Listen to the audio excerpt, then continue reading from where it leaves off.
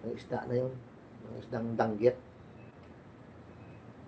Maraming klaseng danggit, pero merong danggit na matindi talaga ang ano, pagkatinik.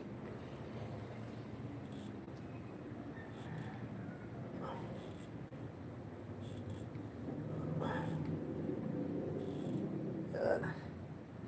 Exercise lang, stretching. Para hindi ma-stuck yung ugat. Ugat na ano, nagagalaw-galaw pa. Oh, shit. Pagtapos ko nito, mag-hotpack na ako. Yan, mga kalahating oras na ganito. Yan lang. May time nga na nung isang araw, grabe sakit. Napaiyak ako. Sabi ko, ayaw ko ng ganito.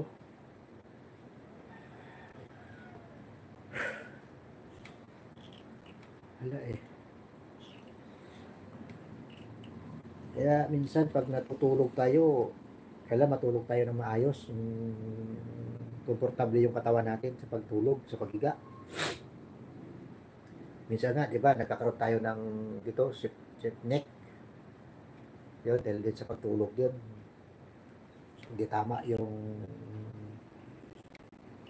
higa. Yan, ganun din ito sa akin. Nakatulog kasi ako ng ganun eh. Nakaupo na nakaganon.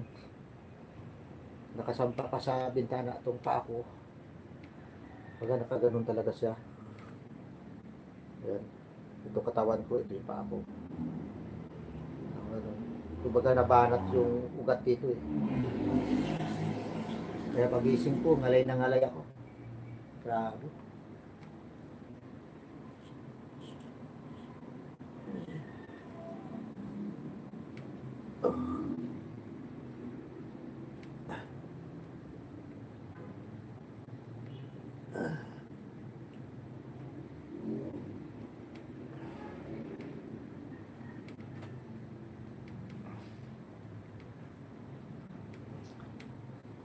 Kaya di ako nakapag-live kagabi. Kasi nga, sobrang sakit.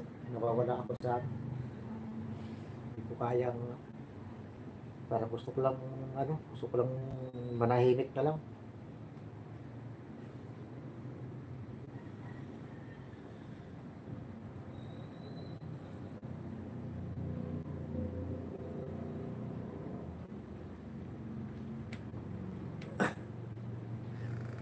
Ayun. At least nakakaikot-ikot na ako.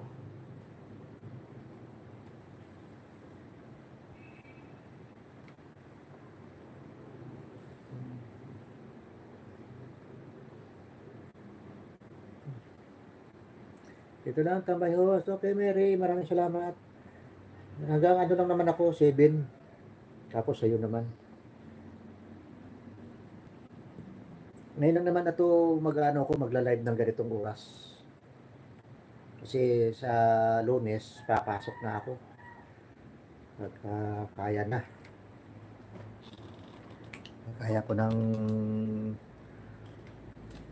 kaya na siguro kasi nakakalakad-lakad naman na ako eh.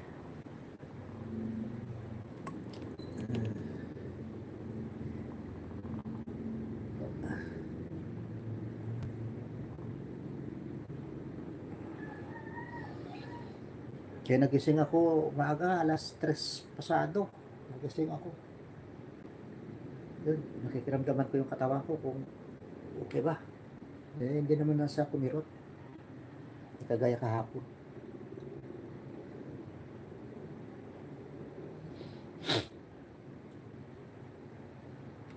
Ah,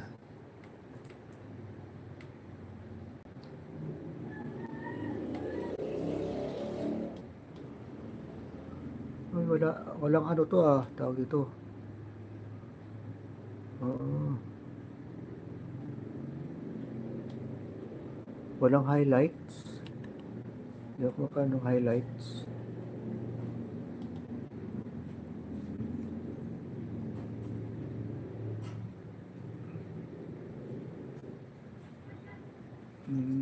Paano ba tong highlights dito?